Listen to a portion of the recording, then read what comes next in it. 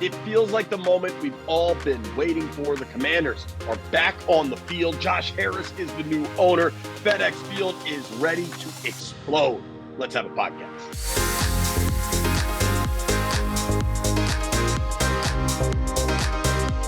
What up, everybody? It's JP Finley's Beltway Football. We are brought to you by Oarsman Automotive of Virginia. We ride with those guys, and you should too.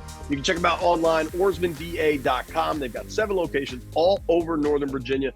Go check them out. From Alexandria to Chantilly, they'll take care of you. I'm joined by the big man, as always, Mitch Tischler. What up, dude? What up? Super excited to be doing this. Great podcast. A little bit of TV, too. Who would have thunk it? TV. Never hurts. Getting to this game, getting to this moment, there's a combination of things, because you've got Ron Rivera in his 4th year with no playoff success in Washington. You've got a new quarterback, a new young quarterback in Sam Howell, new offensive coordinator in Eric Bieniemy. There are real reasons to be excited about those two men. There's reasons to be excited about the defense that performed well last year as they went 500 in a league where you're not supposed to be able to go 500 anymore. And yet, I want to get into game specifics. That's where we need to go. There are injuries to discuss, kind of some ambiguities that we just don't know the answer to. But big man, the big story here this week is that this is the celebration of Josh Harris the Josh Harris group taking ownership of this team, moving it forward into a new era, improvements at the stadium. And above all else, I'm just so excited to get to FedEx Field and feel the positivity, the momentum, and in a lot of ways, just let these fans feel like they've got their team back. Yeah, I mean, we've seen Josh Harris out at training camp and at OTAs and minicamp, or not at OTAs and minicamp, but training camp. We've seen his mother out at practice Mama Commander all the time. Mama Commander's there. We've seen Magic Johnson was out there this week. I mean, there's so much excitement around this team, and there's so much buildup for this game. There's so many things pointing, upwards for the upward trajectory of this franchise. It's the first time in a long time we've been able to say that heading into week 1 of an NFL season. Magic freaking Johnson is in part owner of the Commanders. And when he talks, we listen. Couldn't wait to get to the players. I couldn't wait to watch them practice yesterday. What a great group in terms of players and the questions that they had for me. And then what a great ownership group, because we all have different skill sets that we bring to the table. But the number one goal for all of us, we want to win. And already give Josh a lot of credit. He's put a lot of millions already into the team that you haven't seen. And the players are ecstatic. Ron said yesterday that you talked about the characteristics of a champion. What are some of those characteristics? Championships teams, you have to commit to each other, police each other. What are we trying to do? We have to do it together. We have to have one common goal. This is not individual goals. You have to have a team goal. And I think they're ready, and so I can't wait till Sunday. When that kickoff happens, I'm going to be ready for the Commanders to kick some you-know-what. So that's what I'm looking forward to.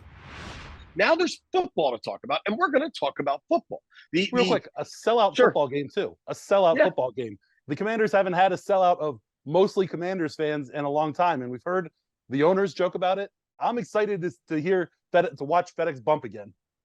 Sure, I am too. But there's a famous Chris Rock bit in one of his stand-ups where he says, you're not supposed to brag about the stuff you're supposed to do. I do want to almost fast forward a month and not let this be a celebration that the game sold out. Like, that's what's supposed to happen. You're not supposed to brag about what you're supposed to do. Anyway, all right. Elephants in the room as we approach this weekend. 2 of the biggest stars of the Commanders, 2 former Ohio State players, a current team captain, a former team captain, Chase Young, Terry McLaurin. The status is going to be the status. Ron Rivera is going to say things. The players are going to say things. Remember one of the rules of Rich Tandler: never listen to a player talk about their own injuries. But let's make it broader. Who do we think will actually really help this weekend, right? It's one thing if they get on the field. It's another to really help. I feel like, having talked to both men, having watched both men on the practice field, Terry McLaurin is in a place where he's not going to do something just to do it. The way he's talking, the way I saw him running routes, I think he's capable of being Terry McLaurin. Yeah, and we've seen over the years Terry play through a number of injuries. He's had those ankle injuries. I expect that Terry's going to be an impact player on Sunday. He's going to be a guy that's going to be able to get out there. He might not be out there for the full complement of plays like he would if he was 100% healthy, but he's a guy that's going to be able to go out there and make a difference. And even if he's a decoy on the outside and he's not able to get up to 100% per se, just him being on the field helps the rest of the offense move. And he's a guy that, is a warrior. We heard Eric Bieniemy, praise him today at the podium, talk about, how good of a leader he is. And it's everything we know who Terry McLaurin is. And we know that he's going to go out there and he's going to give everything he's got on Sunday. Well, and the preparation to get back on the field, we know he's going to give everything he's got. So with Terry and Chase, to me, it's kind of wait and see mode with both players. I think you could get, close to or perhaps even his normal production from Terry. I don't even know. I mean, let's be real. When it comes to Chase, we're not even sure what to call normal or real production. Right. It's been 2 years with the knee injury. We're so far removed from that 2020 season when he was really locked in. Like we're very far removed from that. So it's a wait and see thing with Chase. You hope doctors clear him and kind of just go from there. He's looked good when he's out there. The one thing that's interesting with Chase, he looked good early in camp. I thought Jack Del Rio told the truth when he's like, that's the healthiest I'd seen him since his rookie season. And he did look good then. And then it kind of, was this long slog towards not playing. But when we talked to him in the locker room on Wednesday, we got the old Chase, like, oh, I just want to go out there and play. I'm ready to go. Like, all the platitudes, straight up, I'm ready to go. The one little thing I thought was interesting was that his doctor's appointment to find out if he's cleared to play is via Zoom. So to me, that kind of tells you that it's maybe more of a pain tolerance than it is necessarily something structural that they're trying to see fixed. That conversation got weird, and then Ron kind of sounded. I feel like who's the doctor clearing him? Is it a team doctor? Is it a specialist? Is it his? Like, I felt like that was all so ambiguous, and nobody's going to actually give us the information that I feel like it's veering towards speculative.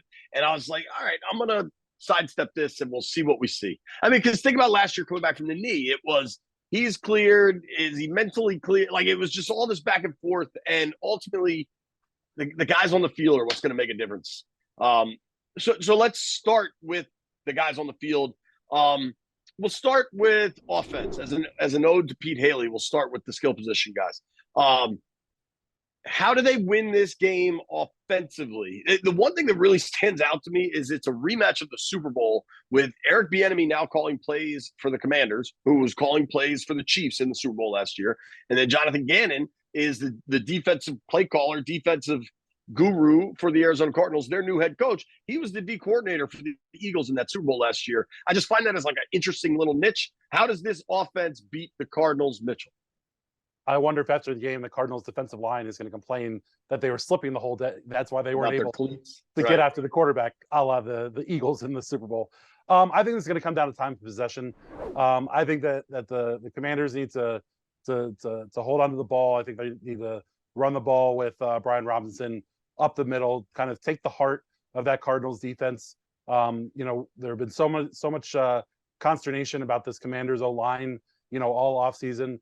We saw them against the Ravens D-line in Baltimore those 2 days, and then on Monday night, and they played a D-line that wasn't filled with all pros and great players, and they were able to kind of control the line of scrimmage, and they played pretty well. I imagine that this is something they're going to be able to do on Sunday against the Cardinals. They should be able to run the ball. They should be able to play some bully ball and just kind of stuff the ball down the Cardinals' throats, whether it's in the quick pass game or the running between the tackles. I think that Eric Bieniemy and Sam Howell need to go out there and put their foot on the throat of the Cardinals and move on. It's a game that they should be able to be successful on offense. They should be able to move the ball. There's not a ton on that Cardinals defense that really worries me or puts pause in where I want to move the football. So to me, it comes down to time possession and just be a bully. Go play bully ball. Go play beast ball. Don't let them have any sort of confidence. The questions about the offense in this game are about the offense. I don't think the defense is going to dictate a lot here. The questions about this offense is Sam ready? Is Eric ready? Is the O-line good enough? The gains, the impression we've all kind of left with that the interior of the Commanders' O-line looks a lot better than we expected? Like, is that real? And is Sam's poise in the pocket real? Is Sam ready to face? Listen, we may not be particularly familiar with some of these dudes, but it's still an NFL defense, right?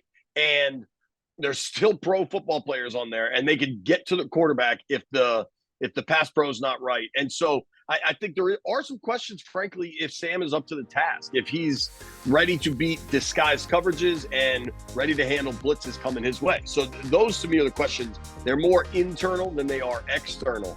Coming up, the Commanders' defense should shut down the Arizona Cardinals' offense. But how do they do it?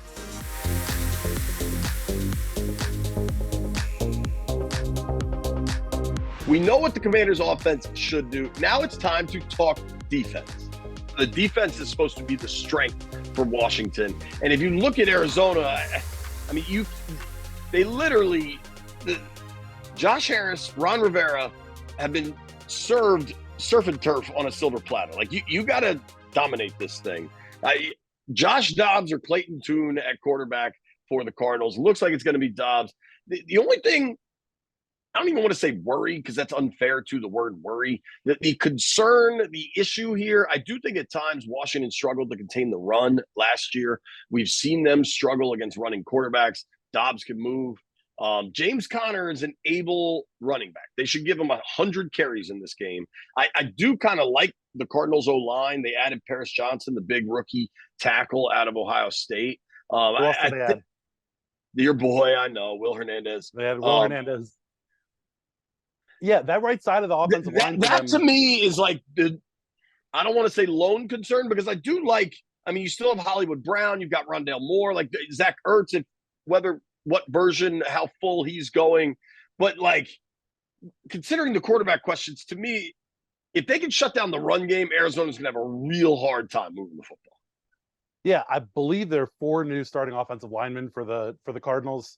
I mean, same as Washington. But you look at the right side of that offensive line with Paris Johnson and Will Hernandez over there, and I like that that's matched up with Montez Sweat and kind of most likely Daron Payne, over there, because that's kind of, those guys are good.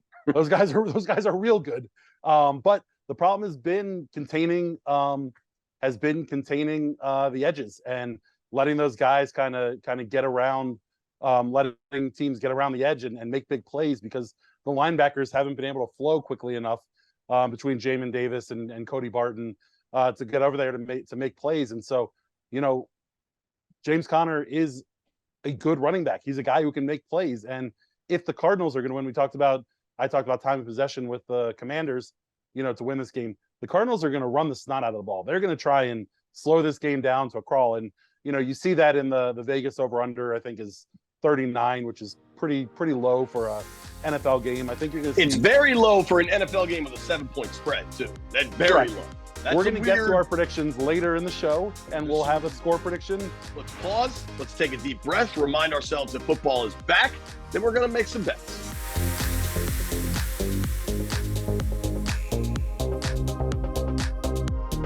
You want to just knock out Survivor while it's on my brain? Let's knock out Survivor. I will certainly forget. Have you made your pick yet in Survivor? Because you are famous for forgetting to make picks. On the website? Yeah. Definitely not. Right. You should probably make a mental note to do that, because last year you had some help in terms of putting in those picks. This year, not so much. Yeah, I'm very, very forgetful. I am taking the Broncos. No. And yes, I am. Is that who you're taking too? I am also taking the Broncos. Yes.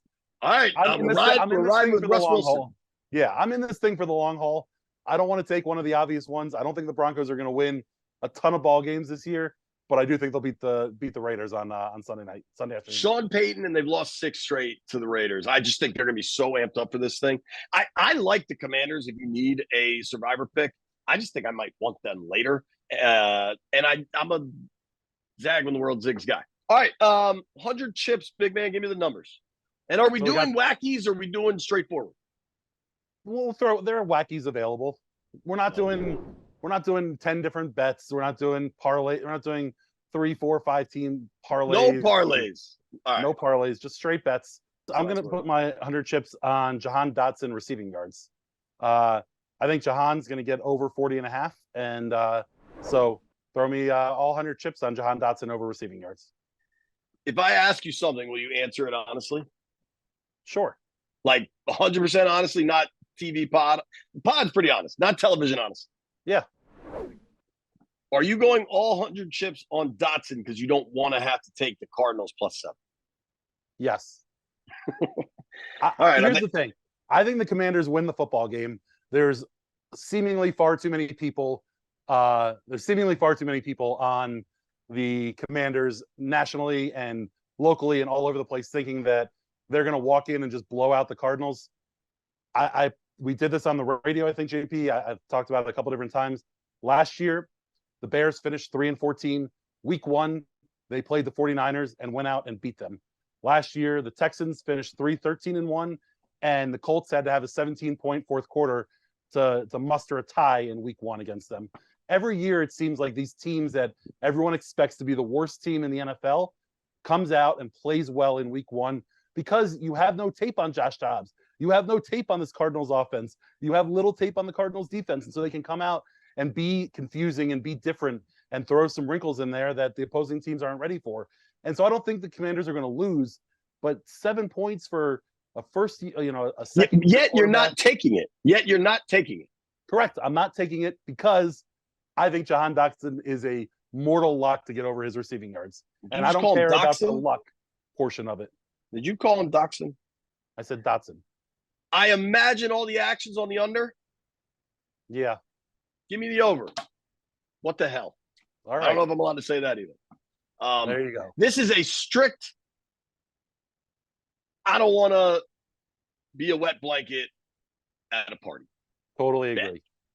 All right. That's what that is. Let's roll right into 100 chips here. We just did 100 chips. I'm sorry. Over-unders. Starting off with Sam Howell.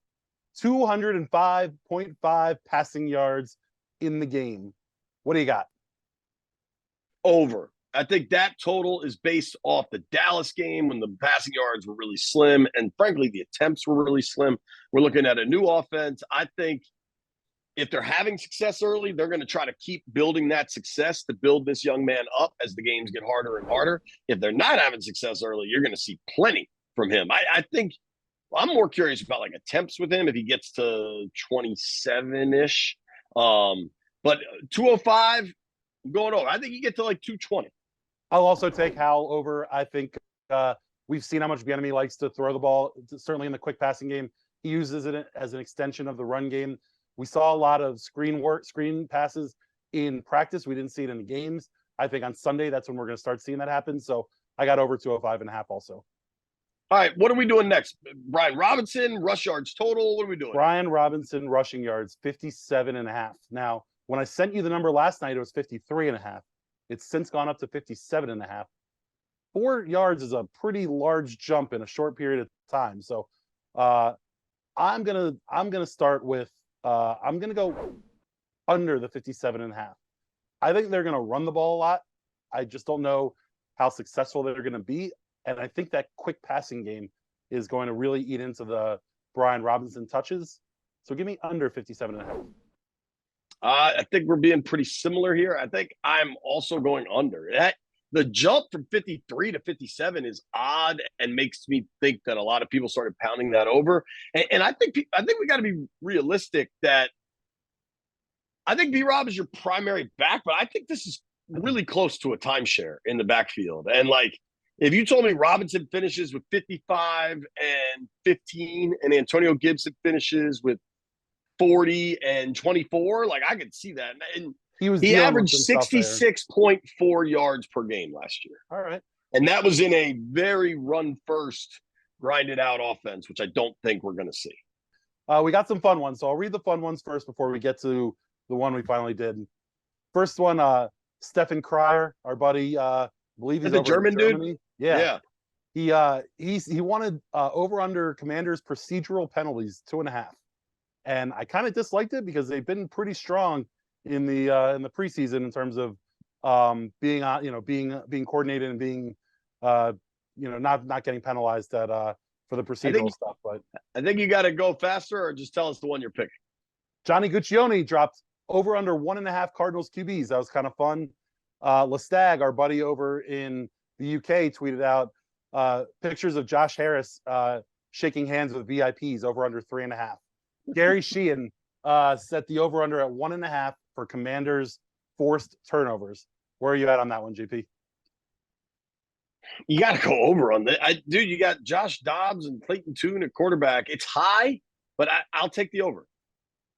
Yeah, I think Emmanuel Forbes is going to get at least one. Maybe they end up at just one turnover. So a little Ashburny there to think the first rounder is getting at least one in his first ever NFL game. He's getting one in his first game. Did you see the Commanders did a video going around the locker room with a little mic, and they asked him about the NFL script, and Emmanuel said it. He said, "I'm getting a pick, and I'm taking it back to the house, and I'm jumping in the stands." So you know what? I'm not going to start doubting the kid. I'm not going to doubt the kid now. If he's right, that'll help my over. All right. Do we need to give a score prediction here? Let's do our Benji bet. We got our score prediction, and then you can take us out and tell everyone how much how many beers you own. Go. You want me to go first? Yeah. All right. I have a final score of Commanders 19, Cardinals 16. A win, ugly game. Commanders win and the under. 21-7. That doesn't even get me home, does it? Nope, doesn't get you home. 24-19. Commanders win the opener, and the over hits, and the Cardinals cover. Thank you all very much for watching. We'll be back on all podcast platforms with our post-game podcast after the Cardinals game. If you made it this far, I owe you a beer.